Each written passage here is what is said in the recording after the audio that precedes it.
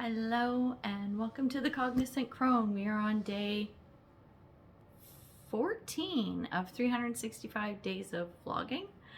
And day 14. So what I want to talk about today is the connection with spirit that you have, or maybe feel like you've lost it. Before I dive into this, I want to be clear that you never actually lose the connection. It just sometimes feels like it, or the connection isn't as strong as it used to be. When I say spirit, it could be guides, angels, God, divine, universe, whatever you follow, whatever you subscribe to, okay, from a spiritual perspective. So interesting thing how I said, you never really disconnect, right? And if you feel like you're less connected, here's something I read in a joke book years and years ago. It said something to the effect of, if you're not as close to God as it used to be, you can be sure as to which one of you has moved, right?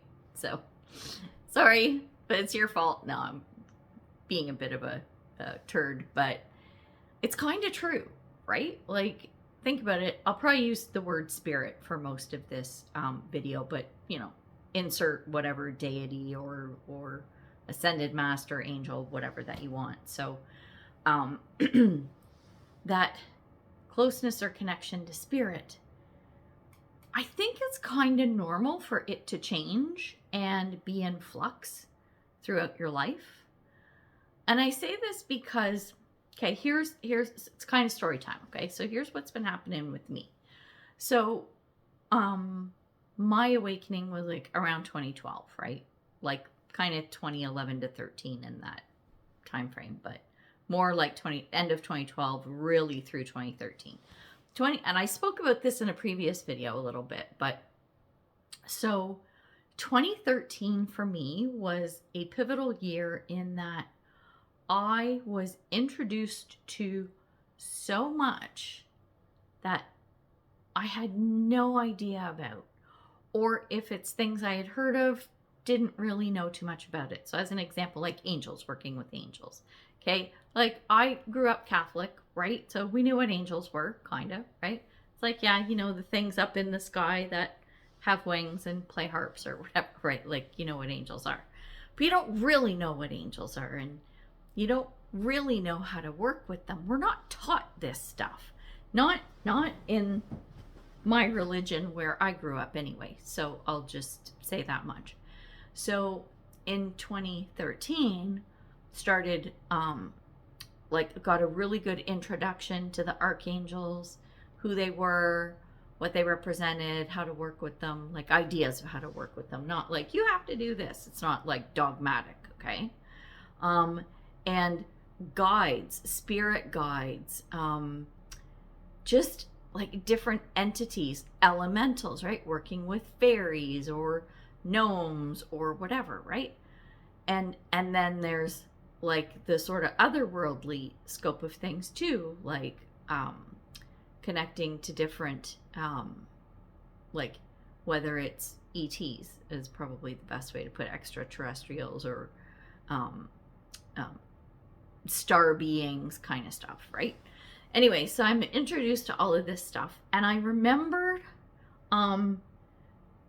being so wrapped up in it and soaking everything up, and everything was fascinating and everything was new, and all these little tools that I was picking up along the way, I was using them all the time, like all the time, and my life changed for the better drastically, because I had just left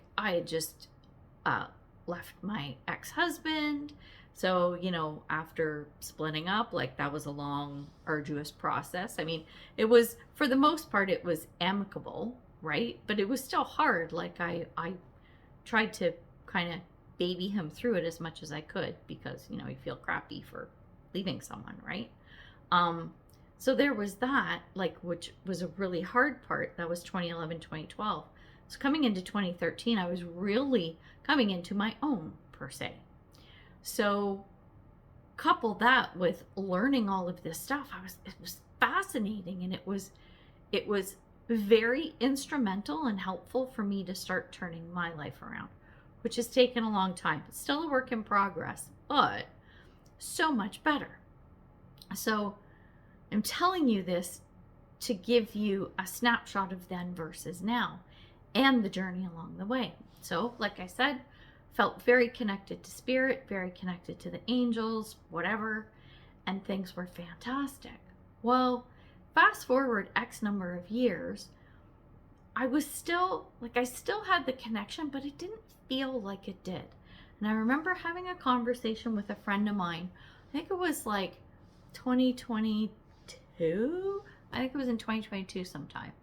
And I remember saying, I know I'm connected and everything, and spirit's got my back and all that kind of stuff. But I don't feel like I want to, here's what I said. I was trying to get my point across. And I said, I want to feel like I did when I first discovered everything, when I was starting to open up, when that spiritual journey really kicked in. I want to feel like that again. How do I get that back? Right? So sometimes I think if you're feeling kind of disconnected or not as in touch, or things aren't as much in flow, I think sometimes you really have to go back to grassroots, right? Sometimes I think it helps to go back to the simple things and to the beginning, right? So like, let's say I'll pick on meditation. Okay. So let's say back in 2013, I was, getting into meditation and learning about it and starting to practice it or whatever. And I've never been a great meditator. I do it, don't get me wrong. But it's one of those things that I will let slide because I'm not that much into it. But back then, I was meditating a lot more. Maybe not often or not as long, but I was meditating frequently. And so I'm like, you know what? Maybe I need to go back to that. Like, it's almost like a less is more thing. Even though you've graduated high school, sometimes it doesn't hurt to go back and learn the lessons you did in grade 1, 2, 3, right? Sometimes you'll pick up things that either you forgot about, right? Or maybe you missed the first time around. Sometimes doing a revisit isn't a bad thing. I've been doing a bit of that, not as much as I should or would like to.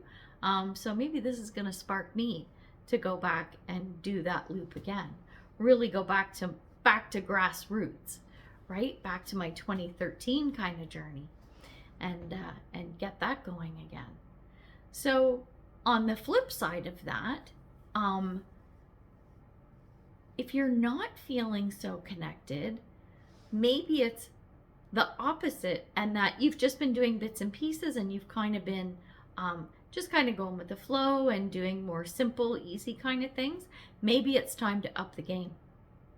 Maybe it's time to now start doing some more deep dives in meditation or whatever practice. Like, I don't care what it is, but maybe it's time to start going deeper. Maybe it's time to start devoting more time. Like, I'm very much an advocate of less is more, and don't feel like you have to do all this stuff all the time. It's not always necessary, but sometimes it is.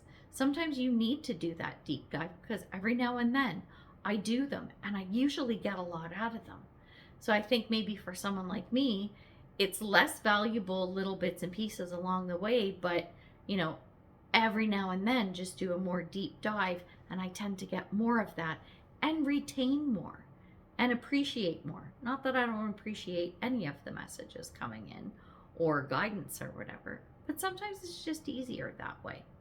So think about that, and put in the comments below, have you kind of been struggling a little bit or feeling kind of disconnected and that you want to get that mojo back? You know what I mean? Put that down below and tell me the kind of things that you would normally do as part of your practice, right? Are you the affirmation person? Do you love meditating? Is yoga your way of connecting? Or something completely different? Like sometimes it's a hike in nature, or it's going swimming when you're in the water, you're in flow, right? Literally and figuratively. Things come to you. Some people, it's a relaxing bath or whatever. What's your thing, right?